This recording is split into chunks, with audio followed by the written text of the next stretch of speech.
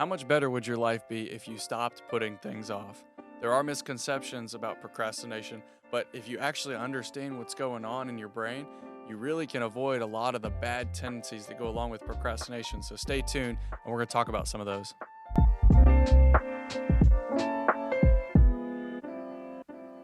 So, what is procrastination? Well, procrastination is delay, but not all delay is procrastination. For example, you might have a project that needs to be done, but you don't have all the information on the project, so you don't want to start today. You want to start later because you don't have all the information. That's delay, but that's not necessarily procrastination. We define procrastination being needless delay. So if you can start on something, but you continue to put it off, that is procrastination. And there's other kinds of delay too. Like if you have emotional trauma that happened in your family, you not working that week is not procrastination. It's delay, but it's a healthy form. So that's really important to remember. And procrastination also produces less time to do a thorough job. Remember, if you can start on something, but you choose not to, at the end of the day, you're not going to have as much time to work on whatever it is that you need to work on. And you're not going to be able to produce high quality content, whatever it is that you do. So procrastination, it's delay, but not all delay is procrastination. It produces less time for you to do a thorough job. And ultimately, it's a self-regulation problem. You are struggling to do something and make yourself do something you don't feel like doing. And life is about doing things you don't necessarily feel like doing. So many times when you have that action, later on something might feel good, like going to the gym. You may not feel like going to the gym, but the way that you feel after and the way that your health benefits down the road is so worth it. That's what procrastination is, and it robs you of having a much better lifestyle. We define procrastination as needless delay, but why do we do it? Well, we may do it because we don't really understand what the consequences are. Procrastination is a lot like secondhand smoke. You get affected by something that somebody else has a bad habit of doing. If you are a parent and you put things off, like educating your children or taking them to the doctor, that hurts other people. Procrastination is actually much more destructive than we realize, and because we don't realize how destructive it is, that could be a reason that we do it. We may also procrastinate because we don't have a plan. When you don't break down a really big task into actionable steps, it becomes more intimidating. Say you need to go to the doctor and you don't have a doctor, so you don't really want to call anybody because you have to first find a doctor and then answer all the questions. Break that task down into different steps. First, I'm going to look up 3 different hospitals. Next, I'm going to look at talk to my friends, 3 friends about different doctors.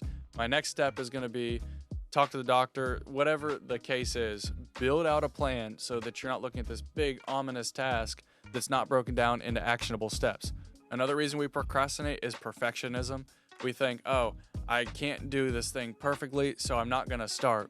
And it's a completely flawed mentality, because if you work on something at 2 different times, you're probably going to be able to do a better job because you'll have come into the project fresh 2 different times with your brain, but you're also be able to think about the project in between those sessions that you were working on it. And perfectionism really gets college students too, because you think, I can't start on this project because I can't make it what it needs to be right now, so I'm not going to start.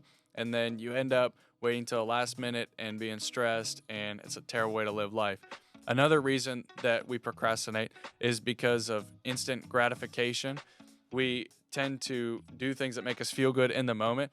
And if you are making a choice between, should I start this project or should I eat ice cream? Which one feels good in the moment? Well, eating ice cream does. And we tend to not view life from the bigger picture. That's one of the other steps.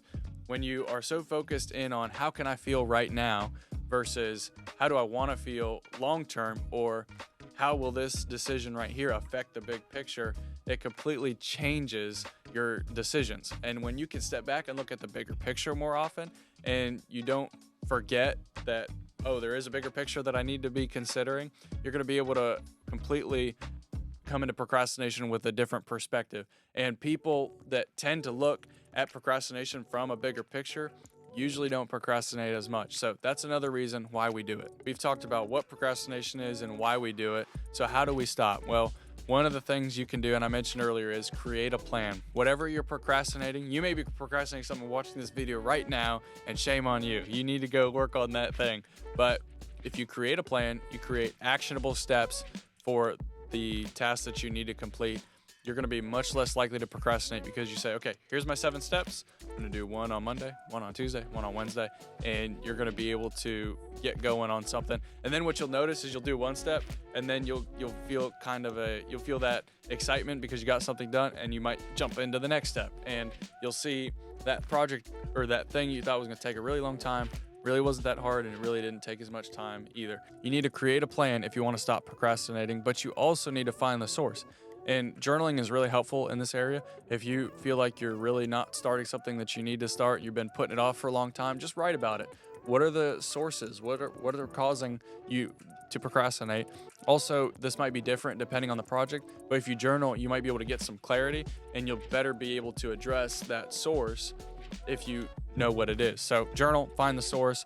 Also, shift your mindset from perfectionism to understanding that reps make you good at something, not just a one-time project. This is very challenging in college because you produce 1 or 2 papers that determine your grade for the whole semester.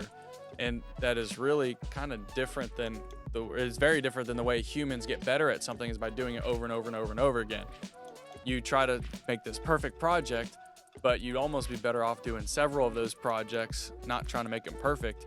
And then the 3rd or 4th one you did would end up being better because we get better through reps. You have to shift your mindset from perfectionism to reps make you better. Focus on the reps, focus on doing the thing over and over again. This helped me a lot when I was turning in my papers because I realized, oh, I can read this paper several more times and try to find the comma that I missed, or I could just continue writing and continue becoming a better writer by the reps.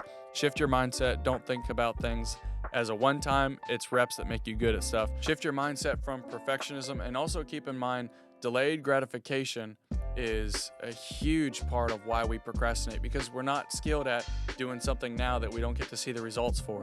Well, if you can work on other areas of your life, like your health or like your learning, that are a delayed gratification task, you get used to that. It's going to help you not be as much of a perfectionist. Also, eat the frog.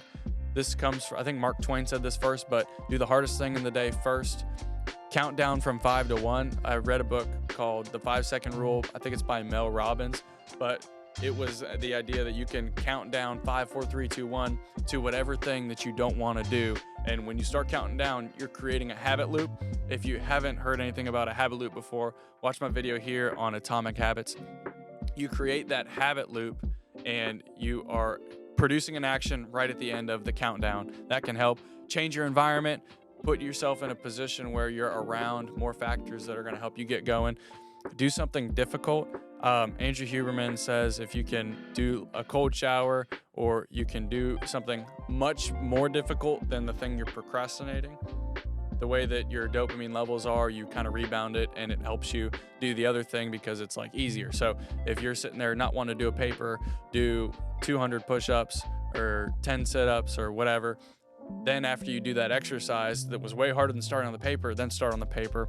It helps a little bit with the way that your brain works. Have the right expectations.